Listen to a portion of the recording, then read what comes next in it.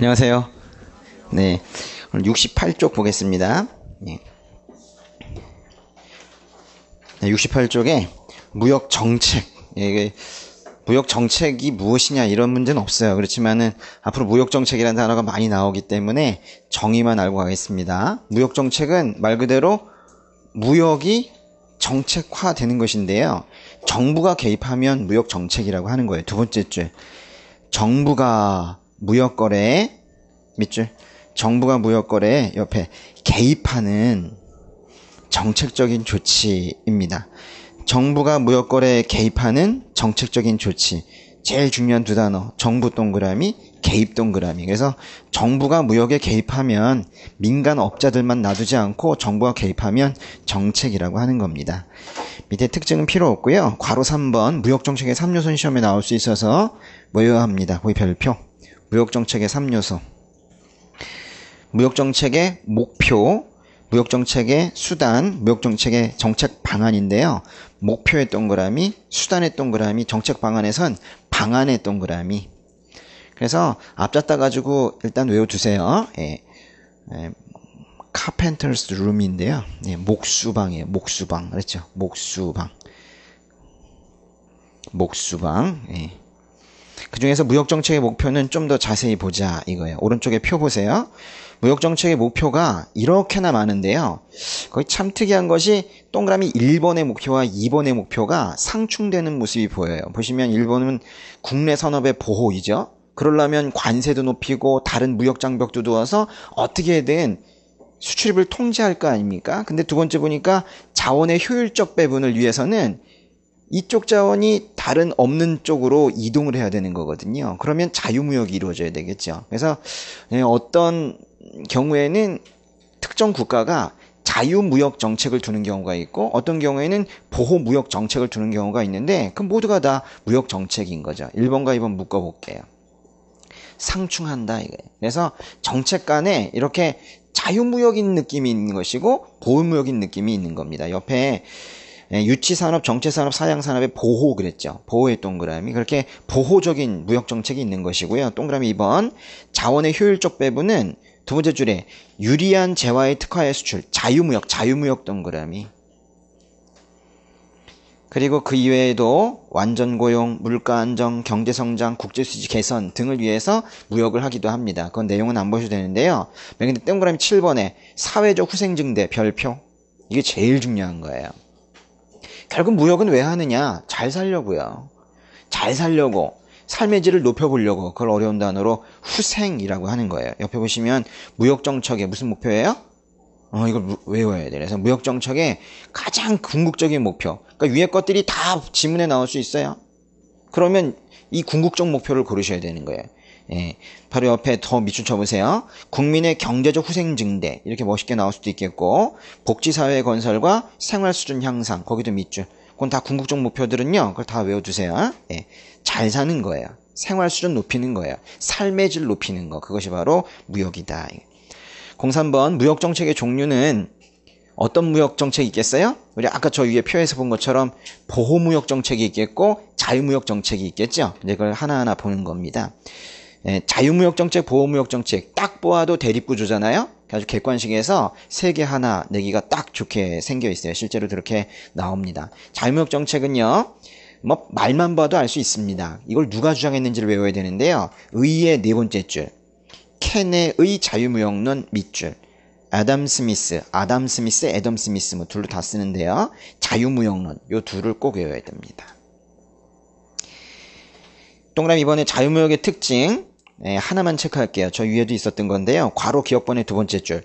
자원의 효율적 배분에 유리하다. 자원의 효율적 배분이라는 건요. 자원이 너무 많이 쌓여 있는 곳에서 없는 곳으로 이동해야 돼요. 그래서 이거는 자유무역 하에서만 이루어지는 겁니다. 그렇죠? 단순한 훈련이 아닌 것 같은데요. 70쪽의 맨 위에 자유무역 이론 있죠. 거기 괄호 기억번의 제목이 뭐예요? 중농주의죠. 근데 거기다가 아예 복습하기 편하게 케네의 중농주의 이렇게 좀 해놓으세요. 케네의 중농주의. 두 번째로 나오는 것은 니은번의 애덤 스미스의 자유무역론. 이렇게 두 가지가 가장 대표적인 자유무역 이론입니다. 네, 특별히 그 중에서도 켄에게 먼저 나왔는데요. 좀 독특해요. 중농주의의 반대는 뭘까요? 중상주의일 겁니다. 여러분 느낌이 보세요. 중농주의가 보호무역 같아요? 중상주의가 보호무역 같아요? 그러니까 우리 이제 상업하면 상업을 중시한다는 거예요. 말 그대로 상공업 중시한다는 건데 그게 마치 자유무역 느낌이잖아요. 근데 거꾸로입니다. 이건 지금 아주 예전에 나온 이론이기 때문에요. 예전은 다 농업이 주된 사회였었고 뭔가 무역을 한다 하더라도 농산물을 무역을 하던 시대예요. 그런데 공업은 아주 열악한 산업이라고 당시에 여겨졌었고 만약에 공업을 지키려고 하면 공업을 살리려고 하면 그때는 막아야 되는 거예요. 지금이랑 느낌이 너무 달라요. 그래서 여기 보시면 세 번째 줄 켄에는 중상주의 극단적인 국가 간섭을 반박하고 끊고요. 중상주의의 극단적인 국가 간섭을 반박한다는 건 중상주의는 무슨 무역이라는 거예요? 보호무역이라는 거예요. 그랬죠? 중상주의는 보호무역이에요. 근데 옆에 농업을 중심으로 한 자유무역주의를 주장하였다. 그것이 바로 중농주의입니다. 농업을 중심으로 한 자유무역주의 별표 그거예요. 그죠? 중농주의는 자유무역이다라는 겁니다. 켄에는 무슨 물품을 자유무역하자는 거예요? 농산물을요. 그죠? 그리고 또 이런 말도 외워야 되는데요. 이게 이제 처음 나온 거예요. 두 번째 줄에 최초의 자유무역 사상 밑줄. 시기적으로 볼 때 이게 최초예요. 뭐 거의 비슷한 표현이지만 이렇게도 하나 써보세요. 자유무역 사상의 시초다. 똑같은 말이죠. 자유무역 사상의 시초다. 최초의 자유무역 사상이다. 답은 뭐예요? 중농주의예요. 그렇죠? 처음은 중농주의다. 그리고 이제 애덤 스미스가 이제 발전을 시켜가는 겁니다. 애덤 스미스의 자유무역론은 총 세 가지가 있는데요. 국제분업론, 자유경쟁론, 소비자 이익론인데요. 그 중에서 국제분업론의 별표. 이것이 가장 중요합니다. 첫 줄에 보시면 국제분업의 이익을 기초로 하여 자유무역의 우위성을 주장하였던 이론 밑줄. 말은 좀 어렵게 되어 있지만은 결국 한 나라가 다 해서는 안 된다는 거예요. 자기가 잘하는 것만 해야 된다는 거예요. 그래가지고 이 사람은 비교는 아니고 우위가 있는, 그죠? 생산 특화를 해가지고 수출을 해야 된다는 거예요. 그래야지 무역 이익이 생긴다는 겁니다. 거기 끝에 세 번째 줄에 이런 말이 있죠. 특화, 생산하여 수출하면 모두 이익이 된다. 밑줄. 그 두 줄을 외우세요. 국제분업의 이익을 기초로 해서 자유무역의 우위성을 주장하였다. 이렇게도 외우시고 특화 생산에 수출하면 모두 이익이 된다라는 주장이다. 이렇게도 외우시고. 근데 지금 이 세 이론 중에서요. 국제분업론, 자유경쟁론, 소비자이익론 그 표 중에서 지금 국제분업론에만 별표를 쳤단 말이에요. 왜냐하면 이 세 개 중에서도 그래 애덤 스미스 거 딱 하나만 또 골라봐 라고 하면 그 사람은 분업 주장했지. 이것이 가장 강력하다는 거예요. 그래서 두 번째 줄, 국제분업론의 두 번째 줄에 이런 말이 있어요. 자유무역 가운데 가장 유력한 것 밑줄. 그 말을 외우세요.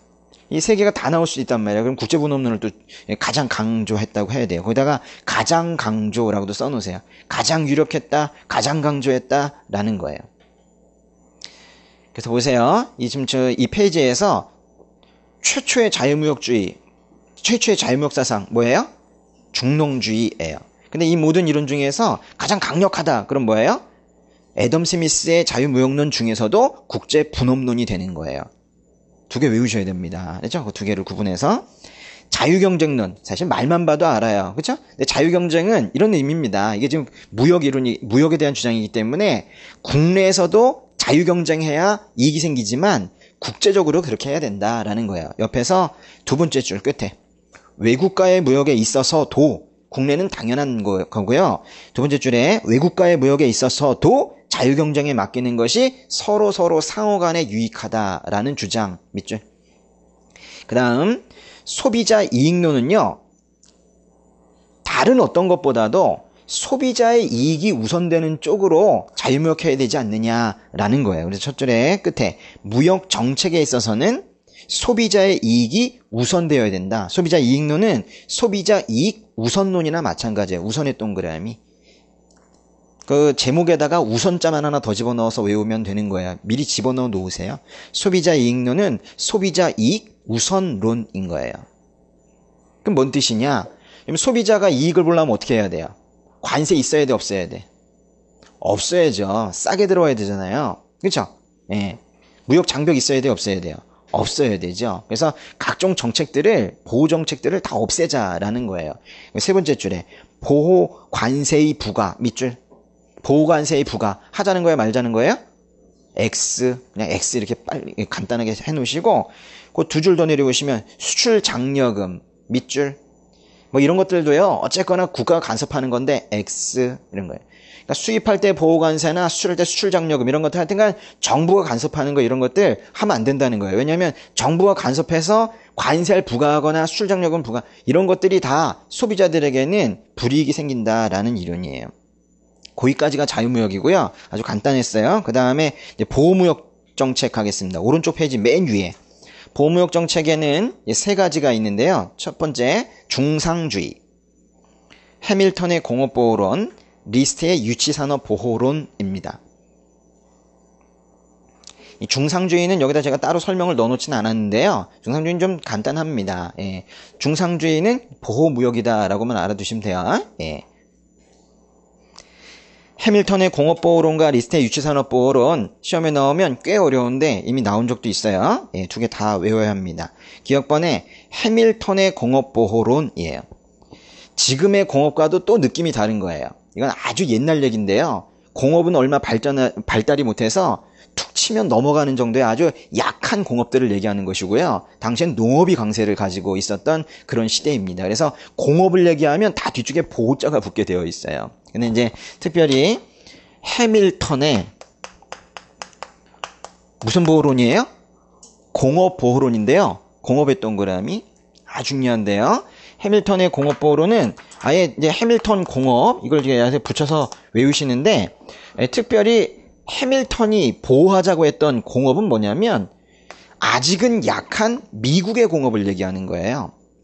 당시에 미국 사람들이 영국에서 떨어져 나와서 미국으로 갔잖아요. 영국은 상대적으로 아주 많이 공업이 발달해 있는데 미국은 약하니까 미국의 공업을 보호하기 위해서는 관세도 부과하면서 정부가 적극적으로 개입해서 보호해줘라 이런 거예요.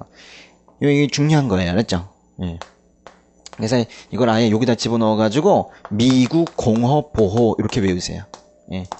그래서 요 하나를 이렇게 딱 외우시자고. 알았죠? 해밀턴은요, 밀턴은요, 미국 공업 보호 하자라는 게 바로 해밀턴의 이론이 되는 거예요. 요것만 하시면 딴 건 안 해도 돼요. 첫 줄에 미국 공업이라는 거 있죠? 그래요. 니은번 리스트의 유치산업보호론인데요. 이것도 마찬가지로 두 번째 줄에 공업부문 보호예요. 이게 아주 옛날 이론들이기 때문에 다 공업보호하자라는 겁니다.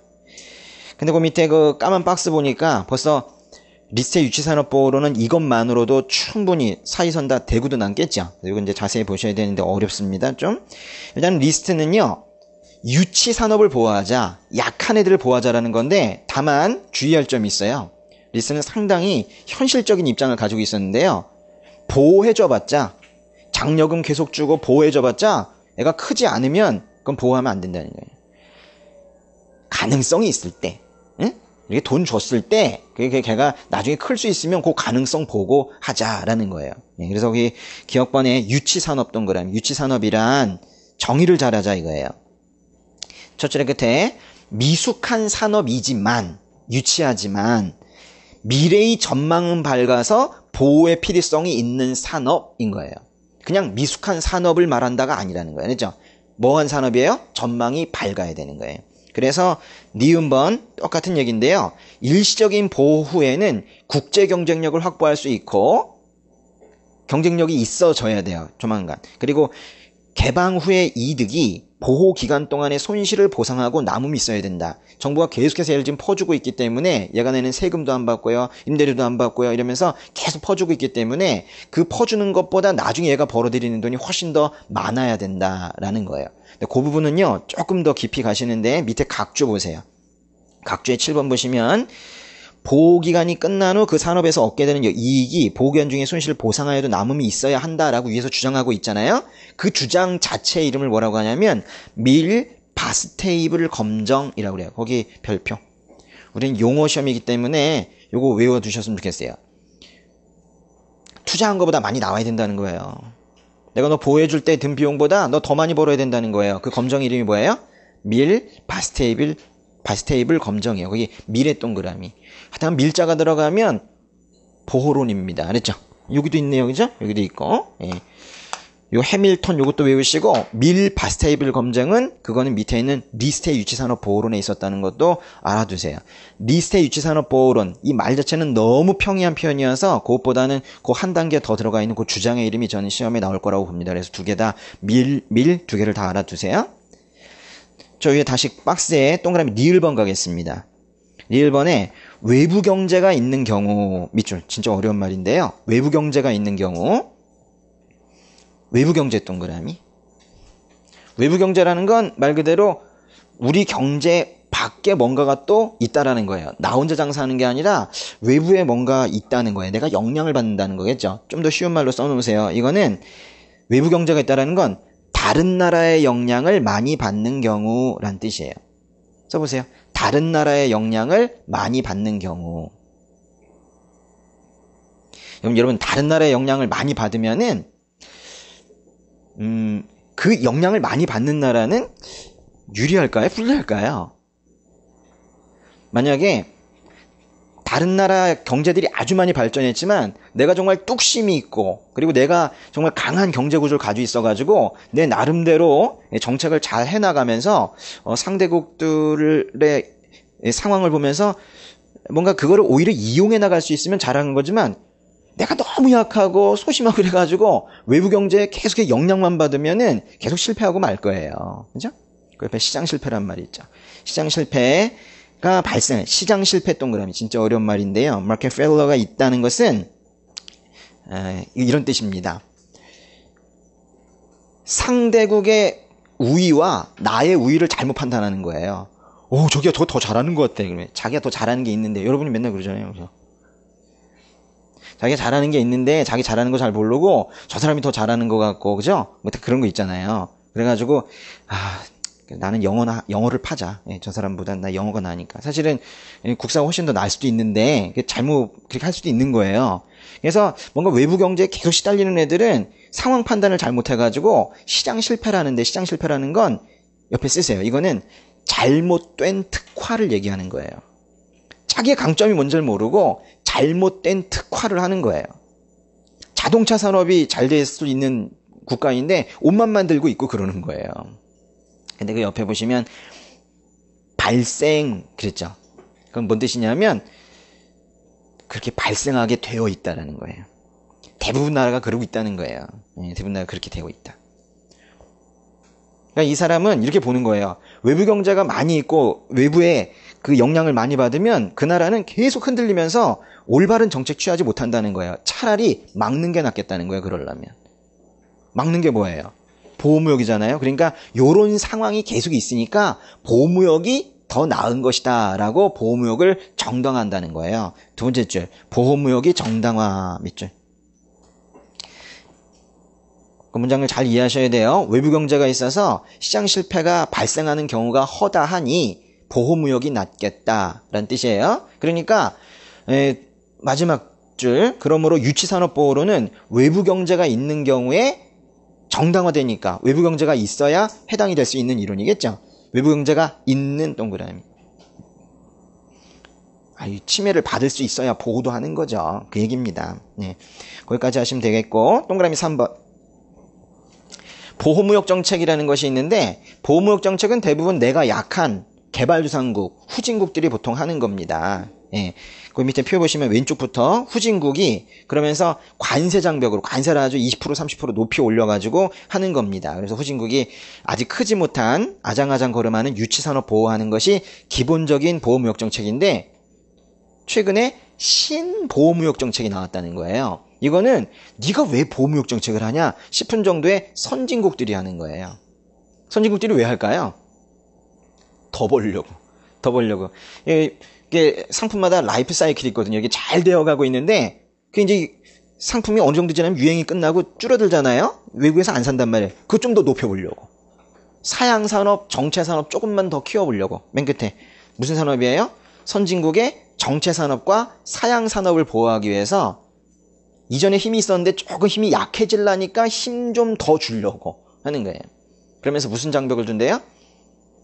수량 제한 같은 것들을 하는 비관세 장벽까지 가는 이것이 바로 선진국입니다. 일단 선진국 중심의 그 세 칸, 밑에 있는 하얀색 칸, 그 세 개를 일단 다 외워두시는데, 그리고 나서 저 위에 있는 신보호무역 정책과 연결시키면 되겠죠. 그렇죠? 신, 선, 거기 묶어 놓으세요. 신이나 선이나 뭐 그렇죠. 신보호무역 정책은 처음부터 선보호무역 정책 이렇게 또 외워두세요. 그러면 헷갈릴 리 없겠죠. 그렇죠? 네. 보호무역 정책은 일반적으로 알고 있는 후진국이 하는 것이고, 신보호는 선보호가 하는 거예요. 다음 장. 계속 장치를 두십니다. 그렇게. 예. 72쪽 메뉴에 또 용어정인데요. 경제적 왜곡 동그라미. 경제적 왜곡. 경제적 왜곡은 그 내용이 참 어렵습니다. 근데 끝에 세 번째 줄에 예시가 있는데 그 예시로도 아예 시험에 나올 수가 있어요. 그래서 예시를 잘 보세요. 공해산업에 특화하여 자유무역을 하는 것보다는 밑줄 공해산업 별표 그거에서 이제 경제적 왜곡이 나타나요. 여러분 공해산업 말 그대로 공해가 많이 나오는 거예요. 수질 오염시키고 대기 오염시키는 그래가지고 그 나라가 돈을 벌었어. 엄청나게 물건 팔아가지고 돈 벌었어. 그럼 뭐예요? 그 옆에 동네 사람들이 다 시름시름 앓고 있는데 이건 이익이 있는 거예요, 없는 거예요? 이게 매우 왜곡된 거죠. 이런 거를 경제적 왜곡이라고 하는 거예요. 그래서 맨 끝에 차라리 그것보다는 맨 끝에 두 번째 줄 보호무역을 통해서 공해산업 하는 것보다는 보호무역 통해서 끝부분에 경쟁산업을 육성하는 것이 사회 전체의 경제적 후생을 늘리는데 경제후생, 삶의 질 늘리는데 도움이 된다는 거예요. 시꺼먼 연기 나오는 공장 세우는 것보다는 차라리 문을 닫는 게 낫겠다라는 거예요. 어떤 의미인지 알겠죠? 그래서 네 번째 줄 보호무역과 같은 차선의 정책이 보다 바람직할 수 있다. 밑줄. 그러니까 이 사람도 이걸 주장하면서 뭔 얘기하는 거예요? 공해산업 아니라 잘만 된다면 얼마나 좋겠니? 보호무역이 꼭 최선은 아니지만 공해산업으로 사람들이 아픈 것보단 낫지 않겠니? 그러고 해서 여기 차선책이라는 표현을 쓰는 거예요. 그래서 맨 위에 제목이 뭐예요? 경제적 왜곡과 차선책 이론이 되는 거예요. 공해산업보다는 차선책으로 보호무역이 낫다라는 거예요. 밑에 이제 국제기구와 경제통합청이 있습니다. 우리 국제기구의 대표적인 것은 가트와 WTO가 있는데요. 좀 들어보셨죠? 그 일본의 가트에 의해 첫 줄에 제2차 세계대전 종결 후 밑줄 제2차 세계대전 언제 종결됐는데요? 1945년에 종결이 되었죠. 그러면서 세계 경제를 재편하려고 각 국가가 모여가지고 관세 없애자. 자유무역합시다. 그래 우리가 살 수 있지 않습니까? 이래가지고 모였어요. 모인 단체 이름이 가트는 아니고요. GATT 가트는 모여가지고 무슨 회칙 같은 걸 하나를 만들었어요. 근데 그 회칙이 너무 좋다 보니까 그 회칙을 지키는 국가들이 모였는데 그걸 그냥 가트라고 부르자라고 나중엔 단체 명칭처럼 느껴지게 된 것이 바로 가트예요. 그 두 번째 줄에 1947년에 만들어진 겁니다. 이걸 원 명칭은 하나 알아두시고 가셔야 될 것 같아요. 세 번째 줄의 끝에 관세 및 무역에 관한 일반 협정. 그것이 네 번째 줄 끝에 가트입니다. 가트라고 나올 수도 있고 관세 및 무역에 관한 일반 협정이라고 나올 수도 있어요. 분명히 제가 단언하건대 가트는 현재 쓰이지 않거든요. 1995년에 WTO로 바뀌었기 때문에 가트를 공부하는 것은 WTO의 오답 때문에 공부하는 걸 거예요. 아니면 WTO와의 공통점 때문에 시험에 나오게 될 거예요. 그래서 중요한 것이 동그라미 2번에 있는 가트의 기본 원칙인데요. 가트의 기본 원칙과 무엇을 비교해야 될까요? 오른쪽 페이지 보세요. 2번에 2번 보시면 WTO의 기본 원칙이 있는데 그 두 개 비교해야 돼요. WTO의 기본 원칙이 훨씬 많죠? 이게 시험 문제고 옆에 것들과 무슨 차이가 있는지를 보면 되는 거예요.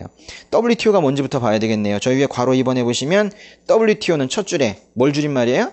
세계 무역 기구, 그죠? World Trade Organization 줄여가지고 WTO 이랬네요. 이게 언제 나온 거냐면요. 가트 끝에 나왔어요. 이제 가트 회의가 계속해서 열렸었거든요. 근데 가트 회의가 1차, 2차, 3차, 4차 이렇게 쭉 가다가 8차까지 갔어요. 두 번째 줄의 끝에 제8차 다자간 협상 가트의 제8차 다자간 협상, 그걸 뭐라고 하냐면 우루과이 라운드라는 곳에, 우루과이에서 처음 시작됐다 그래가지고 우루과이 라운드라고 그래요. 이 말 들어봤어요? 사람들이 예전에 그랬어요. 저희 시골에 사시는 분들이 우루과이 라운드 때문에 못 살겠다 그랬어요. 요즘 농민들은 그런 얘기 모르죠. 그렇지만 옛날에 계신 분들은 우루과이 라운드가 그 농산물 개방을 얘기했었기 때문에 그것 때문에 못 살겠다 그랬어요. 그 다음에는 사람들이 뭐라 그래요? IMF 때문에 못 살겠다라고 98년도부터는 그러더니 지금 이제 FTA 때문에 못 살겠다 그러죠. 우리는 항상 이게 약자 때문에 못 사는 나라인데, 이 우루과이 라운드, UR이라고 썼던, 약자 썼던 우루과이 라운드는 가트의 8번째 국제적 회의다, 이렇게 생각하시면 돼요. 그 협상 결과, 거기서 협상을 하면서 이랬어요. 가트 제8차 다자간 협상에서 가트만 가지고는 안 되겠다. 구속력이 부족해서 안 되겠다. 강력한 국제기구 만들자. 그래서 만든 것이 WTO입니다. 세 번째 줄, 언제 출범했대요? 그거는 알아두세요. 1995년 동그라미. 가트는 1947년이고요. WTO는 1995년이에요. 우리는 WTO 회원국인가요? 그렇죠. 가트 회원국이었어요. 60년대 들어갔다가 1995년도에 가트 체제에서 WTO 체제로 넘어가면서 우리는 자동 편입이 되었습니다. 그래서 WTO 사이트에 들어가면 우리나라의 가입일이 1995년으로 되어 있어요. 왜냐하면 제일 처음에 가트 회원국이다가 WTO 넘어간 국가들은 다 가입일이 1995년으로 그렇게 되어 있죠. 네, 보시면은 가트의 기본 원칙이 두 개예요. 뭐예요? 왼쪽 페이지에 가트 왼쪽에 자유무역 원칙과 최애국 대우 원칙, 제목만 외우시면 돼요. 근데 자유무역 원칙이 WTO에서 깨지지 않았겠죠. WTO에서는 자유무역 원칙은 너무 당연해가지고 얘기하지 않아요. 그러니까 이거는 분명히 공통점인데 WTO에서는 명시조차 하지 않는 너무 당연한 거예요. 중요한 건 두 번째 건데요. 최애국 대우 별표. 최애국 대우 또 어디서 나와요? 오른쪽 페이지 또 나와요. 이번에 기업번 최애국 대우, 거기도 별표. 요거 두 개가 공통점이에요. 최애국 대우 원칙은 양쪽에 다 나온다는 게 중요합니다. 근데 최애국 대우가 뭔지 아시죠? 최애국 대우 보시면은 거기 오른쪽에 WTO 기본칙에 영어 보세요. MFN이에요. Most Favored Nation이에요. 가장 페이버를 받는 그런 나라로 취급돼야 된다라는 거예요. 동종협정이 있을 때 다른 나라에 잘해주는 것만큼 이 나라에도 잘해줘야 된다라는 거예요. 예. 이거는 차별하지 말라는 것이어서 크게 얘기하면 무차별 최애국 대우 원칙 이렇게 얘기할 때도 있는데, 무차별의 개념은 최애국 대우 하나 말고도 밑에 있는 내국민 대우가 있어요. 두 개 묶어보세요. 그 두 개를 합치면 무차별입니다. 내국민 대우는요, 외국인도 내국인처럼 대해주라는 거예요. 그래서 여기 내국민 대우의 맨 끝에 종합한 문장이 있네요. 그렇죠? 무차별 원칙은 무엇과 무엇을 근간으로 한다? 최애국 대우와 내국민 대우. 내국민 대우라는 말이 가트에는 없죠?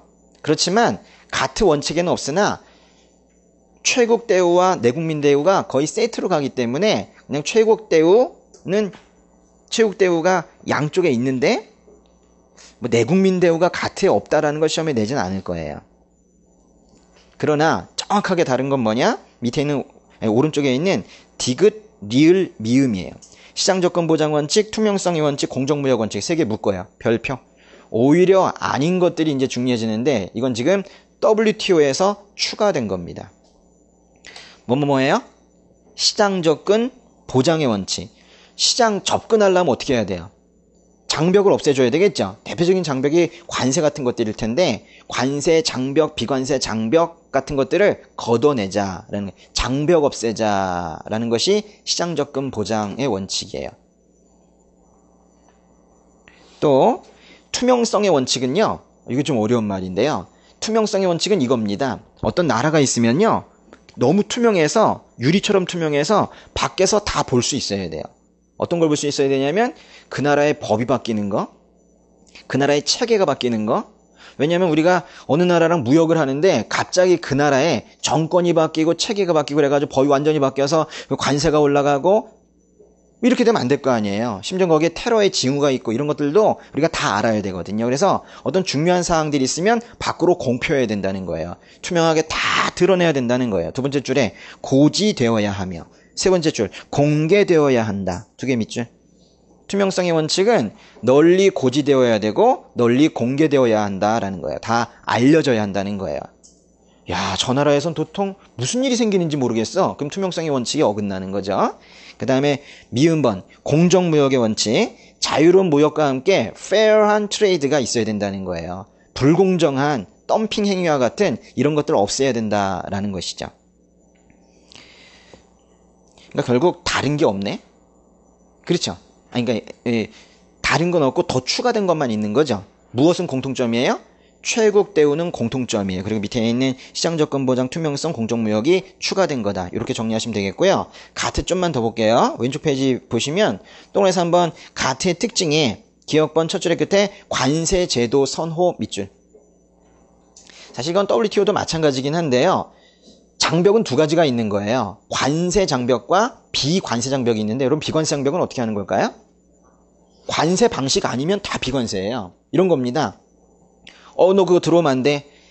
30%에서 50%로 관세 높여. 그럼 관세 장벽이 높아진 거예요. 근데 넌 안 돼. 10개만 들어와. 이런 식이에요. 수량적 규제를 하게 되면 비관세 장벽인데 이거는 가트도 WTO도 좋아하지 않아요. 아주 그건 미련한 방식이라고 보고 있는 겁니다.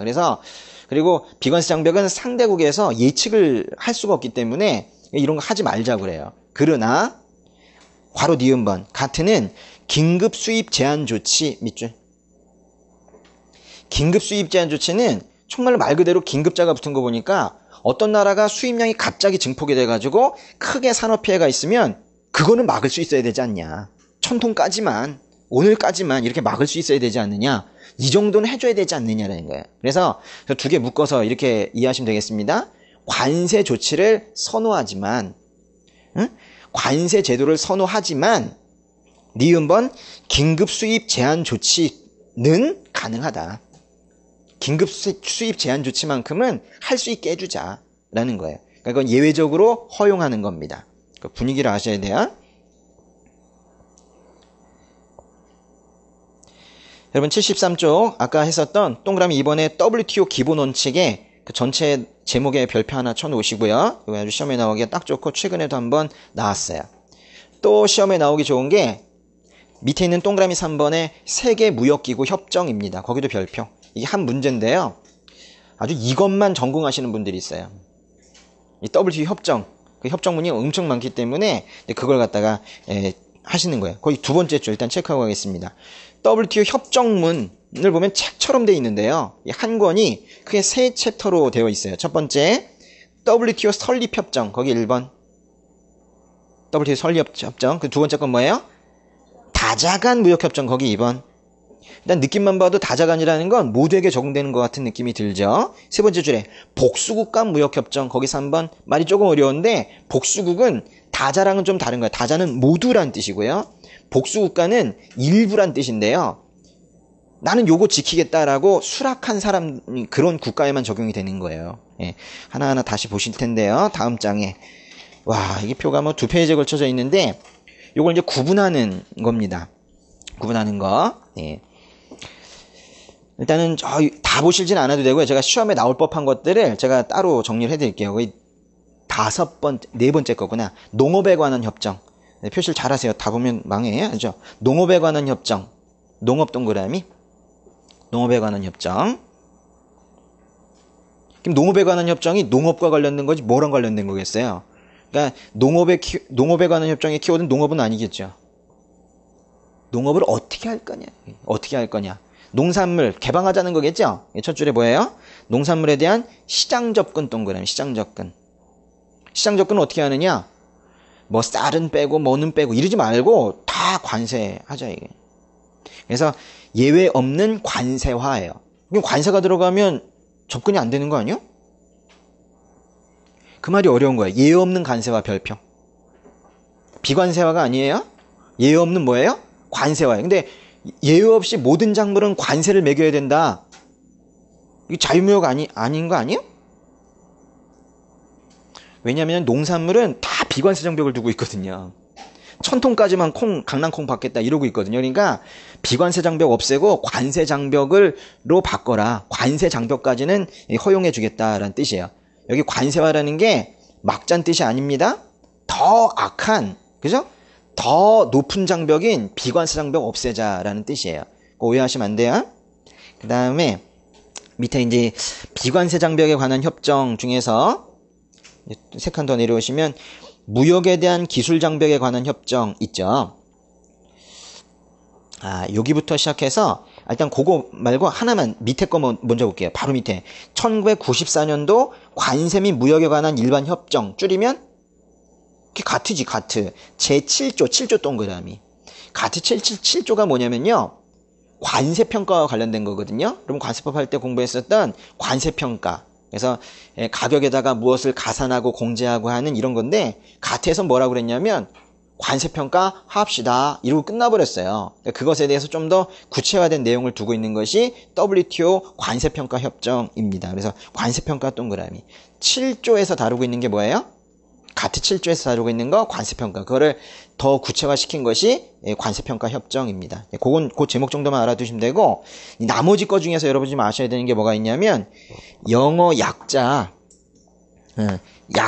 영어 약자로 되어 있는 7개가 있어요. 요거를 구분하는 것이 중요합니다. 영어 약자 7개 시험에서 요게 섞여져서 나와요. 약자로만 나와요. 그러니까 약자 외우기 하는 거예요. 여기는 다. 그게 뭐냐면 관세평가 협정 바로 위에 거 무역에 대한 기술 장벽에 관한 협정 첫 번째 건 뭐예요? TBT입니다.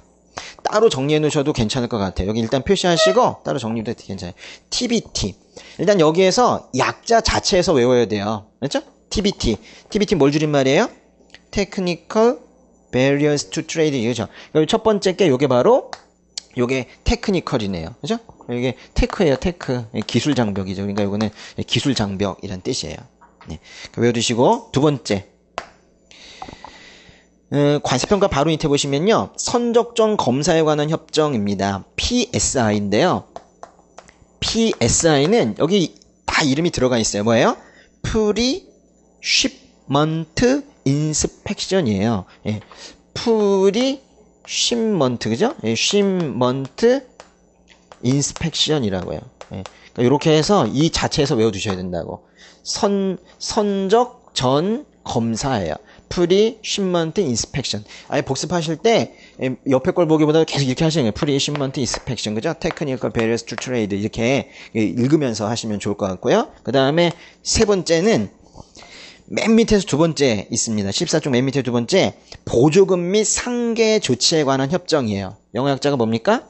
SCM이에요. M은 이제 measures 조치이기 때문에 이건 별로 중요한 단어는 아니고 S와 C가 중요한 건데요. S는 뭘 줄임말이에요? subsidies 어떻게 읽어야 돼? subsidies 예, 요게 바로 보조금이란 뜻이에요. subsidy 이게 subsidies 예, 이게 보조금이고 옆에 있는 그 countervailing 있죠. 그 상계관세를 영어로 하면 뭐라고 하냐면 countervailing duties라고 하거든요. 이 countervailing이 바로 상계란 뜻입니다. 그러니까 이게 이 두 단어를 아예 무엇인지 알아두셔야 되죠. subsidies 이건 countervailing입니다. 그리고 세 개 했죠. 그 다음에 네 번째로 이제 외우셔야 되는 것은 오른쪽 페이지 메뉴에 서비스 무역에 관한 일반 협정인데요. 보통 가츠라고 하는데요. GATS 여기는 중요한 단어가 맨 끝에 하나밖에 없습니다. 이 서비스죠. 그쵸? 서비스. 예.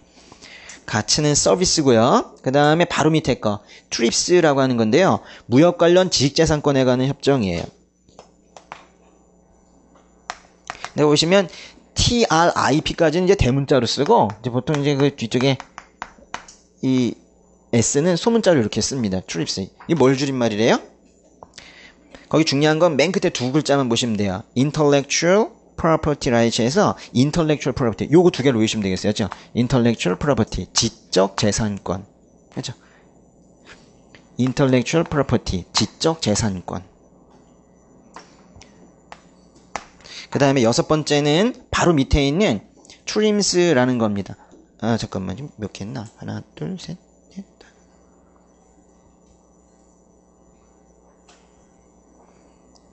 넷, 다섯, 여섯. 7개 해야 되는구나. 7개, 그죠? 예, 여섯 번째. 거기, TRIMS는 TRIMS. 여기는 한 단어만 보시면 되겠어요. 뭘 보시면 좋을까? 투자니까. 인베스트먼트 있죠? 요거. 요 DREAMS에서는 인베스트먼트 요거 하나 보시면 되겠고, 이제 마지막 하나 더, 맨 끝에 거예요. TPRM이라는 거. 이 TPRM은요, 요 가운데 두 글자를 보시면 좋겠어요. 가운데 두 글자. 뭘 줄임말이에요? 팔러시예요. 정책. R은 리뷰. 정책 검토예요. 팔러시 리뷰예요. 조금 힘들더라도 외워야 돼요. 요거 일단 친구들은 정리조차 제대로 되지 않는 부분인데 한 문제 나올 겁니다. 그 다음에 이제 아예 따로 보셔야 되는 것이 그 오른쪽 페이지 밑에 있는 부속서 4에 나오는 복수국 간 무역협정인데 그것만 따로 별표. 이건 사실은 한 4년 전 한번 나왔어요. 이게 기출인데 또 나올 거예요. 복수국 간 무역협정은 그 밑에 해설 보시면 모든 회원국을 구속하는 기타 부속협정과는 달리 이거는 누구에만 적용 있는데요. 이를 수락한 수락 동그라미.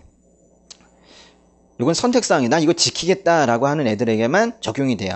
수락한 일부 회원국에만 적용되는 협정을 복수국 간 무역협정입니다. 그렇다고 복수 간 무역협정에 정의를 묻지는 않고요. 다음 중 복수국 간 무역협정이 아닌 것은 이렇게 나오겠죠. 옆에 몇 개 있어요? 아주 문제 나오기 딱 좋죠. 그래서 이제 취자들이 내는 거예요. 그 4개를 외우셔야 됩니다. 예. 보시면 그 3번과 4번이 비슷하게 생겼어요. 뭐랑 뭐예요? 낙농협정, 우육협정. 다 소네요, 소. 그죠? 예. 소, 고기, 예. 그리고 또 거기서 나오는 그 우유, 뭐 이런 것들이죠. 낙농, 우유, 뭐 이런 것들. 예. 그리고 민간항공기에 관한 협정과, 민간항공 무역에 관한 협정과 정부 조달입니다. 예.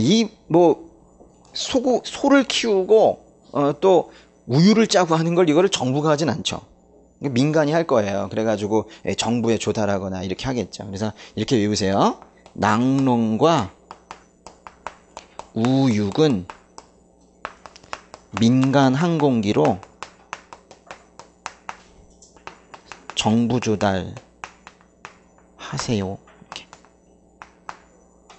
결국 민간 쪽에서 정부 쪽으로 가는데요. 예, 민간 항공기로 정부 조달하면 좋겠어요. 그래서 낙농과 우육은 민간 항공기로 정부 조달하세요. 라고 하면 이것이 복수국 간 무역협정입니다. 이거 나올 거예요. 꼭 기억하세요. 예. 낙농과 우육은 민간 항공기로 정부 조달하세요. 이렇게. 그 밑에 있는 것들은 안 보셔도 됩니다. 예. 다음 장. IMF와 국제통화질서. IMF는 그 지금 영어 약자는 안 나왔는데 그 인터내셔널 국제 모니터리 펀드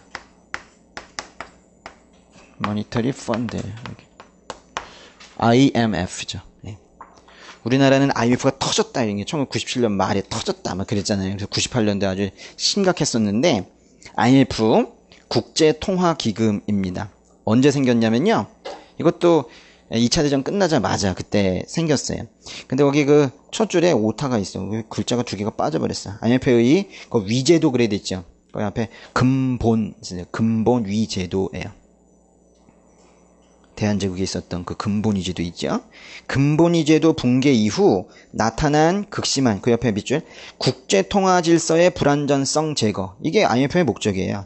국제통화질서의 불안전성 제거. 옆에 세계무역질서 수립.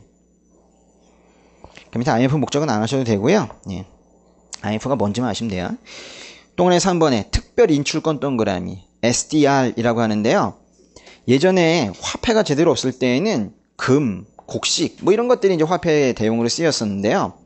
이제는 지금도 금이 세계적인 화폐처럼 쓰이죠. 어느 나라 가나 금은 똑같이 취급을 받습니다. 근데 이 IMF가 내가 한번 세상의 금처럼 세계 화폐를 한번 만들어 보겠다라고 해서 만든 것이 SDR이에요. 그래서 여기 첫 줄에 IMF에서 승인하는 밑줄 IMF에서 승인하는 두 번째 줄 제3의 세계 화폐.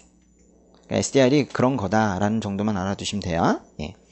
괄호 4번 웅크타드와 남북 문제 그랬어요. 웅크타드 있죠. 영어권에 있는 사람들은 엉타 뭐 이렇게 읽는데요. 웅크타드 엉타 거기에서 타드죠. D가 중요한 말이에요. D의 동그라미. D는 D만 아시면 돼요. D는 development 개발이란 뜻이죠. development 줄임말이에요. 그 디벨롭먼트의 디벨롭먼트는 developing country, 이제 개발도상국 할 때 그 개발이에요. 그래서 그는 개발입니다. 개발도상국의 개발 생각하시면 돼요. 그러니까 엉타는 웅크타드는 개발도상국과 관련되어 있는 거예요. 첫 줄에 웅크타드는 개발도상국의 무역 확대 및 경제 개발을 위한 것이다. 그 밑줄 개발도상국 동그라미. 그 정도만 알아두시면 돼요. 예. 좀 쉬었다가 경제통합 들어갈게.